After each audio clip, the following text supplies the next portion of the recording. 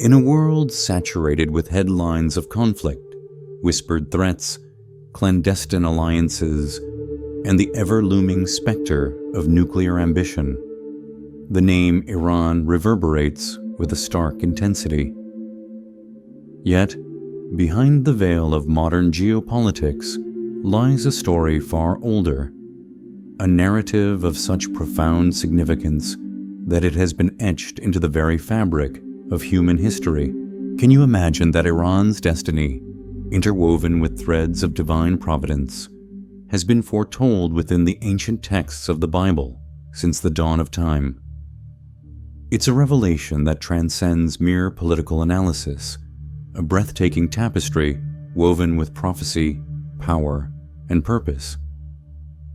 Intriguingly, the biblical account doesn't identify Iran by its current name, but rather by its ancient designation, Persia. This narrative extends beyond mere origins, reaching toward the end times, unveiling Iran's pivotal role in one of the most chilling prophecies in the book of Revelation. The War of Gog and Magog, a formidable coalition destined to rise against Israel in the final days. However, before Iran assumed the mantle of a prophetic adversary, Persia served as God's chosen empire, a vessel to liberate his people, rebuild his sacred temple, and fulfill the intricate prophecies of Daniel. This begs the question, what does this mean for us today?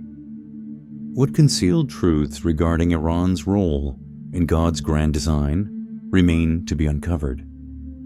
Prepare to embark on a transformative journey, for the revelations that await are truths seldom explored. Iran's true destiny, predestined in the Bible from beginning to end, transcends the realm of political discourse. It is a divine story unfolding before our very eyes. If you are ready to delve into this profound mystery, then prepare to unravel the hidden role of Iran in God's ultimate plan. The story unfolds at the dawn of a new world, as recounted in the book of Genesis, following the cataclysmic Great Flood, a cleansing deluge that purged the earth of corruption. God offered humanity a fresh start through the sole surviving family, Noah and his 3 sons, Shem, Ham, and Japheth. These men were more than mere survivors.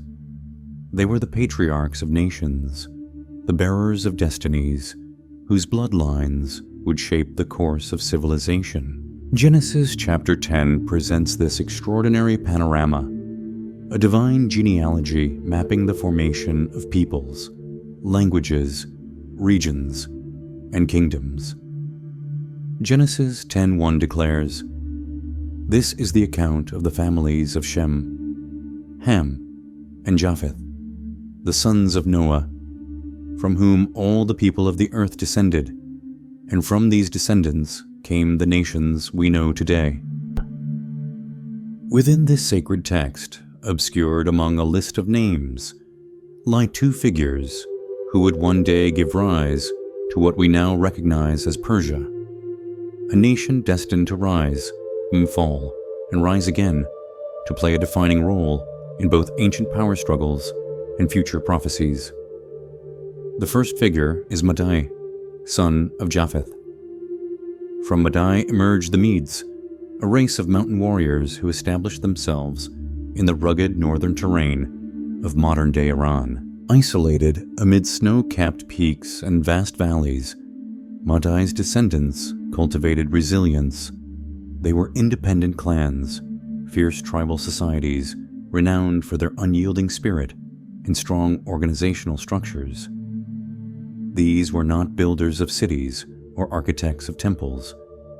They were protectors of the highlands, hardened and bound by unwavering blood loyalty. Madai is recognized as the progenitor of the ancient northern heartland of Iran. Then comes the second figure, Elam, the son of Shem. His lineage gave rise to the Elamites, who settled in the fertile lands of southwestern Iran, near the Persian Gulf. Unlike the Medes, The Elamites developed early urban centers and exerted significant political influence. They controlled vital trade routes and productive agricultural plains, establishing themselves as a formidable force in the ancient Near East.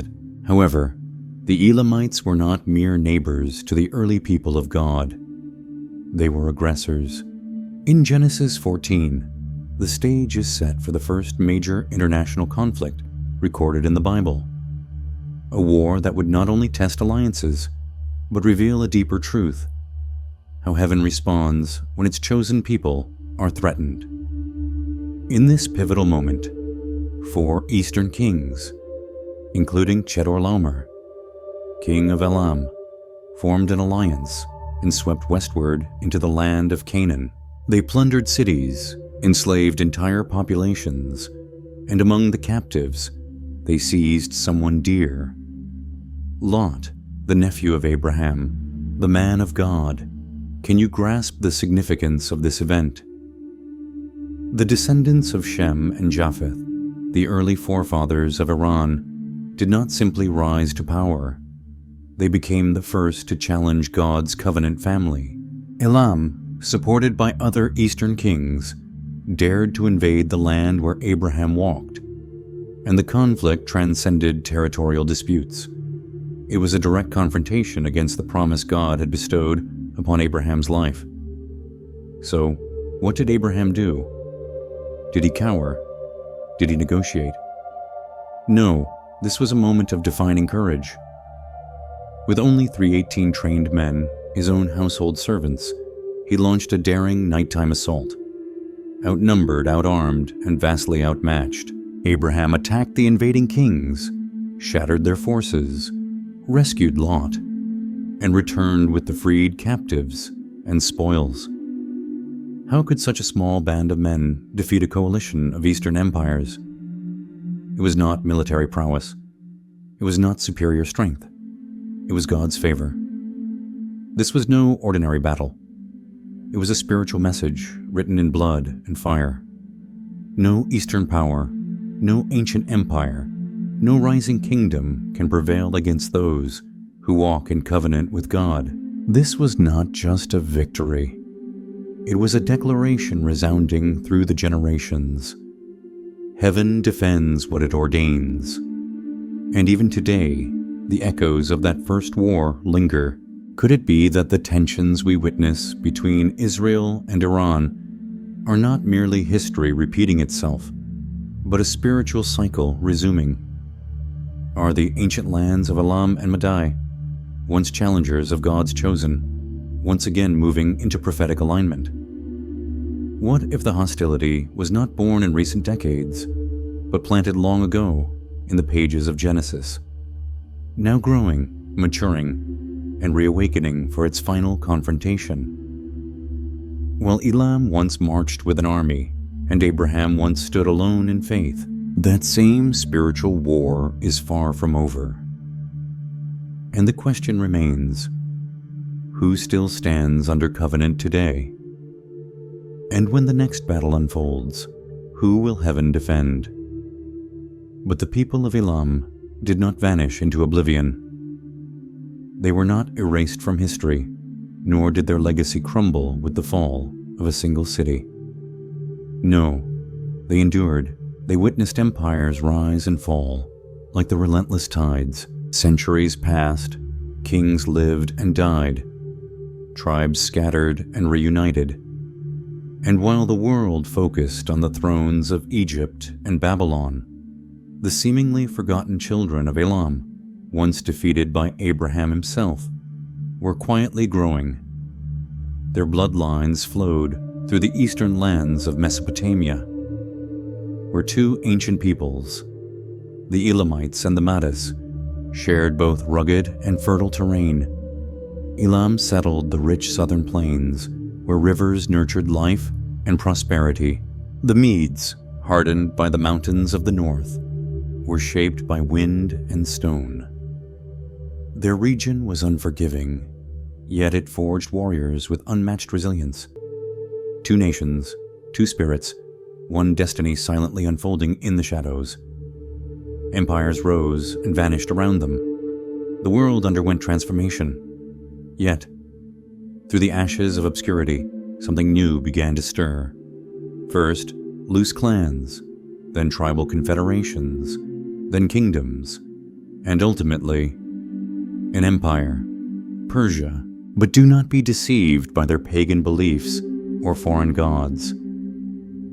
These nations, Elam, Media, and Persia, were never beyond the reach of God's divine plan. Though they worshipped idols, God still spoke their names. Though they did not yet know Him, He had already woven their roles into the tapestry of redemption. Through the voices of His prophets, Isaiah and Jeremiah, God proclaimed something astonishing. Not just one prophecy, but two. And both would be fulfilled with such terrifying precision that they would resonate through history like thunder, long after the events themselves. The first prophecy, spoken through Isaiah and echoed by Jeremiah, foretold that Elam and Media would rise, not as adversaries of Israel, but as the very instruments God would use to punish Babylon. Babylon, the empire that had crushed Jerusalem, desecrated the temple, and dragged God's people into exile, would not escape divine retribution. God had already chosen the hand that would bring about its downfall, and that hand belonged to the united peoples of ancient Iran. Have you ever considered how God can utilize even those outside the covenant to fulfill His will?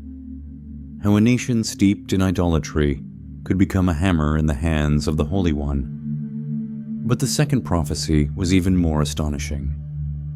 God would not stop at judgment.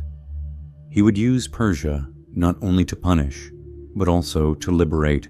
Through the prophet Isaiah, God named His chosen deliverer more than a century and a half before the man even existed. A king, a foreigner, a man who did not know God, but whom God knew intimately. Isaiah 45:1 declares, "This is what the Lord says to His anointed, to Cyrus, whose right hand I take hold of, to subdue nations before him." Anointed, that sacred word reserved for prophets, priests, and kings of Israel, bestowed upon the head of a pagan ruler. Why?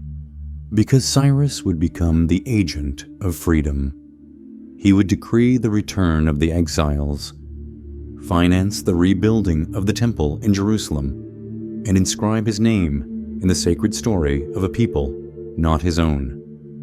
But before Cyrus could ascend to power, God began laying the groundwork. In the 8th century BC, a man named Deioces, king of the Medes, began to unite the scattered tribes of Elam and Media. From their union, the first Iranian imperial capital was born, Ecbatana, a name lost to most but etched into prophecy. This marked the beginning of something sacred concealed within something political. His grandson, Cyaxares, expanded upon that foundation.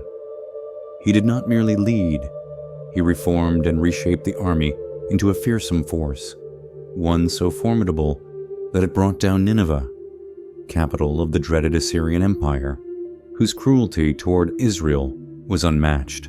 And with Nineveh's fall, one of Israel's greatest oppressors collapsed beneath the weight of prophecy. Do you perceive it? The prophecy was unfolding step by step. God was not merely observing history, He was orchestrating it. Persia was not a random occurrence, it was an instrument. God was raising a people from the hills and valleys of Elam and Media. A people who once warred against His chosen would now become His chosen tool, not for self-aggrandizement or imperial expansion, but for both judgment and redemption. Because when God speaks, time itself listens, and when God appoints even a pagan king, no force in heaven or hell can thwart His divine purpose. So, if God could call a man like Cyrus by name before his mother even conceived him, If he could use Elam and Media, long forgotten by humanity, as the key to Israel's restoration, then how much more is he orchestrating even now? How many seemingly insignificant nations, people, and moments are being shaped for a destiny we cannot yet foresee? Because the God who raised Persia from the dust is still at work, and the script he initiated has not yet reached its final act. Yet even as Persia grew in might, extending its influence across continents and shaping the world stage, its destiny was already written long before its armies marched to power, long before its kings ascended their golden thrones. God had already revealed its future through the whispers of prophetic dreams, and the first to perceive it with divine clarity was not a king or a general, but a young Hebrew prisoner. Daniel, a teenager exiled captive, stripped from his homeland and thrust into the very heart of the empire that had shattered everything he once cherished. It began with catastrophe. The Babylonian army, under the ruthless leadership of King Nebuchadnezzar, stormed Jerusalem. The city's mighty walls were pulverized. The temple, the house of the living God, was ransacked and left in ruins. Thousands were taken as prisoners, marched across the desolate desert into foreign lands. Among them was a young man named Daniel, whose life had been irrevocably altered. Can you imagine the crushing weight of that moment, being torn from your family, your culture, your faith, your identity, everything familiar, left behind in a smoldering ruin? Yet, in that darkest hour, God chose him, not because of worldly power or noble lineage, but because of his unwavering faithfulness. Inside the opulent halls of Babylon, surrounded by corruption, idolatry, and pagan wealth, Daniel refused to compromise his convictions. While others indulged in the king's delicacies and drank the empire's intoxicating wine, Daniel remained steadfast in his devotion, and because of this unwavering loyalty, God granted him something extraordinary. A divine glimpse into the future, visions not only of his own generation, but of every kingdom that would follow. And within the very heart of the empire that had laid Jerusalem to waste, Daniel began to see something astonishing: that Babylon would not endure, that another empire would rise, one forged by two arms of silver, an empire that would one day take center stage in the destiny of his people, the Persian Empire. This journey into the future commenced with a dream. While Daniel faithfully served in the court of King Nebuchadnezzar, the most powerful man on earth was suddenly seized by terror. One night, a dream came to him, haunting, vivid, and impossible to dismiss. A towering statue appeared, crafted from various metals: a head of gold, a chest of silver, thighs of bronze, legs of iron, and feet mixed with clay. Nebuchadnezzar, disturbed and filled with pride, issued a challenge unlike any other. Do not merely interpret my dream. Reveal to me what I dreamed without any prompting from my lips. No magician, sorcerer, or wise man in all of Babylon could accomplish such a feat. Fear spread like wildfire. Death awaited them all. But then God's servant stepped forward. Young Daniel, empowered not by his own intellect, but by divine revelation, was brought before the king. He sought the Lord in fervent prayer, and heaven responded. That night, the mystery was unveiled. Can you picture this teenage exile standing before the throne of the world's greatest tyrant? Calm, fearless, radiating with the light of divine truth. With humility and authority, Daniel proclaimed, "No human can perform what you ask, but there is a God in heaven who reveals mysteries." Then, with unwavering precision and power, he described the king's dream in exact detail without ever having heard it uttered And what ensued was one of the most extraordinary revelations in human history. Daniel declared, "You, O king, are the head of gold. Babylon, the epitome of kingdoms, the first in the prophetic timeline. But after you, another kingdom will arise, inferior to yours, symbolized by the chest and arms of silver." That silver did not represent a single nation, but two arms, two peoples, the Medes and the Persians, distinct yet united, bound by strategic alliance, divided in dominion. And from those two, the Persian arm would rise to greater prominence, surpassing the other in power and taking the dominant role. Have you ever pondered that God foretold the future of Persia before it even emerged as a global power? That while Babylon still stood in its full glory, heaven was already preparing its replacement. The statue was not merely a work of art. It was a timeline, a divine roadmap, a sequence of kingdoms stretching from Daniel's captivity to the end of the age. And in that defining moment, Daniel made it unequivocally clear: Babylon will fall, and the throne will be transferred, not by chance, not by ambition, but by divine decree. The empire that had destroyed Jerusalem would itself be destroyed, and the kingdom of silver, Persia, would rise at God's command. This prophecy was not intended solely for kings and scholars. It was a message for all generations. God is the one who raises up empires. God is the one who casts them down, and no nation, regardless of its might, exists outside his all-encompassing plan. As we observe the rising influence of Iran today, do we remember that its origin was predicted in a dream over 25 centuries ago? That its power, both then and now, was foreseen, measured, and placed within the intricate tapestry of prophecy? And if God revealed Persia's rise before it occurred, what has he already revealed to us about its eventual fall? The vision did not conclude with silver, and Daniel's dreams remain unfinished. Far from his homeland, surrounded by the towering idols and gilded halls of Babylon, a young man named Daniel waited. Though a foreigner in exile, his spirit remained steadfastly anchored in the promises of God.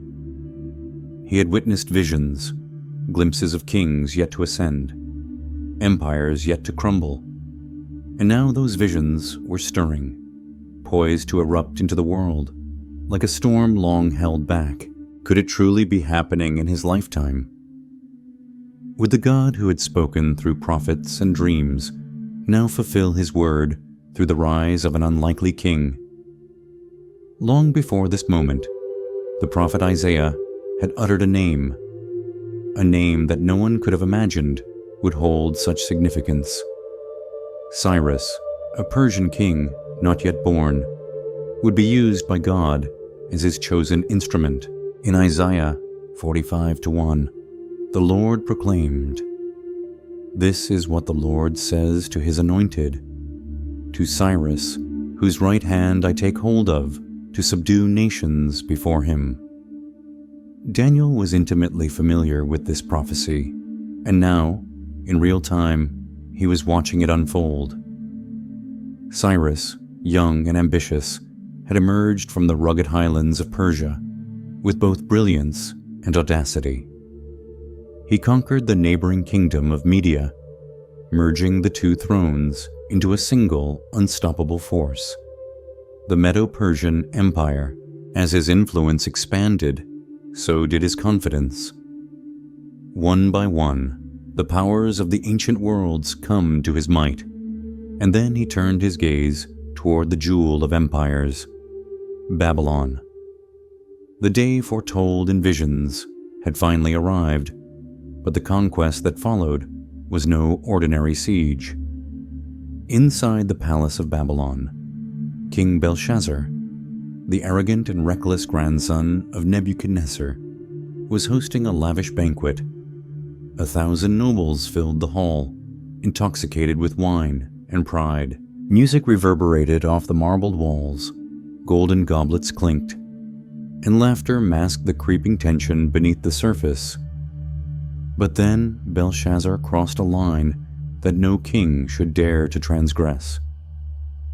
In an act of sacrilegious defiance, he ordered that the sacred vessels, those taken long ago from the temple of the Lord in Jerusalem, be brought forth. These were not mere trophies of war. They were holy instruments once used in the worship of the living God. And now, in the heart of pagan Babylon, they were raised in mockery, toasted to false gods of gold, silver, stone, and wood. Can you imagine the sudden silence that descended, the palpable shift in the atmosphere? In that moment, divine judgment arrived, not with a deafening thunderclap, but with the silent movement of an unseen hand. Before the stunned eyes of the king and his nobles, ethereal fingers appeared and began to write on the wall 4 enigmatic words: Mene, Mene, Tekel, Parsin.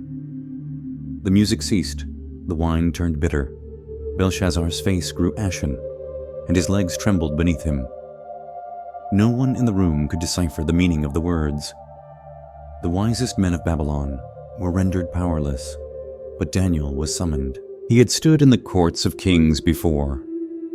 He had interpreted dreams, spoken truth at the risk of his own life.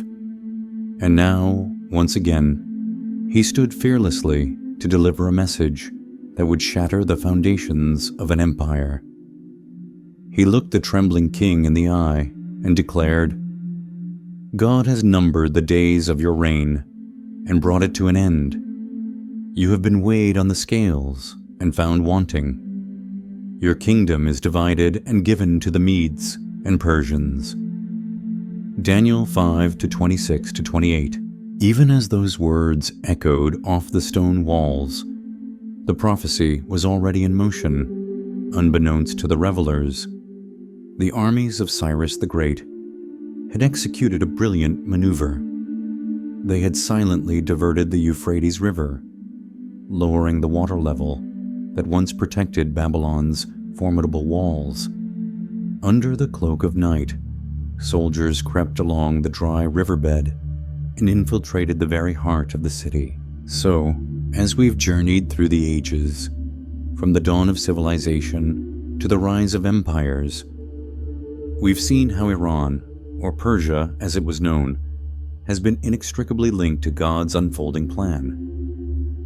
From its roots in Genesis to its role in prophesying Babylon's fall and enabling Israel's restoration under Cyrus, its story is far more than just history. It's a testament to God's sovereignty and his ability to use even seemingly unlikely nations to accomplish his purposes. It's a reminder that even today, in a world of shifting alliances and complex geopolitics, God's hand is at work, orchestrating events according to his divine will. Now, I'd love to hear your thoughts on this. What resonated with you the most about Iran's story as seen through the lens of biblical prophecy? Do you have any questions or insights to share? Please leave a comment below and let's continue this conversation together. And if you found this exploration of Iran's biblical destiny as fascinating as I did, be sure to subscribe to the channel so you don't miss out on future videos, where we'll be diving even deeper into the mysteries of prophecy and God's grand design. Thanks for watching,